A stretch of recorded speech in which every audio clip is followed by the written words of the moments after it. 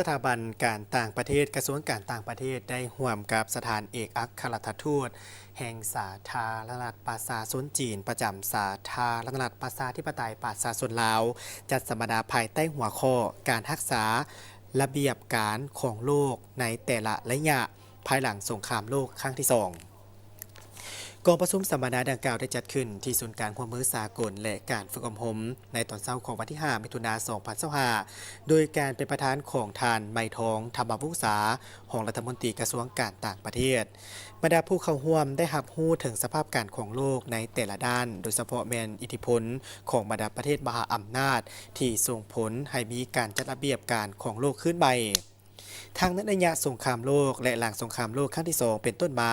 พร้อมเดียวกันนั้นก็ได้มีการแลกเปลี่ยนบทเรียนและทัศนะทั้งสองฝ่ายต่อสภาพการของโลกที่กำลังเปลี่ยนแปลงและอยู่ในความบ่แน่นอนตั้งแต่อดีตจนถึงปัจจุบัน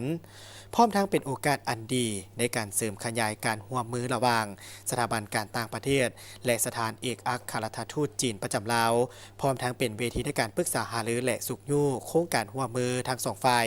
ในมีการจัดตั้งปฏิบัติร่วมกันและเสนอคำคิดคำเห็นต่อกับทิศทางแผนการร่วมมือในต่อหน้าตลอดระยะของการดำเนินกองประชุมได้รับฟังการแลกเปลี่ยนคำคิดคำเห็นจากผู้เข้าร่วมที่มีประสบการณ์จากหลากหลายภาคส่วนเพื่อนำเอาบทเรียนดังกล่าวนั้นไปพันขยายและจะตั้งปฏิบัติเข้าในหน้าที่เวียกงานที่ตนรับผิดชอบกิจกรรมในครั้งนี้เป็นการสืบต่อพันขยายแผนการร่วมมือและการแลกเปลี่ยนบทเรียนวิชาการระหว่างสถาบันการต่างประเทศและสถานเอกอัครราชทูตจีนประจำลาว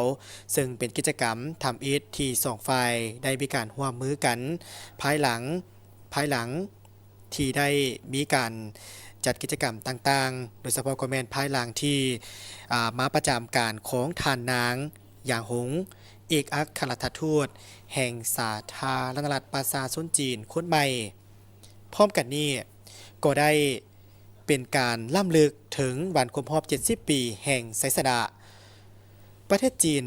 ในการต้านการหุกหานจากภายนอกและสงครามโลกต้านลัทธิฟาสซิสต์และเพื่อเป็นการแลกเปลี่ยนบทเรียนความคิดความเห็นจากอดีตนำมาปรับใช้เข้าในสภาพการของโลกในปัจจุบัน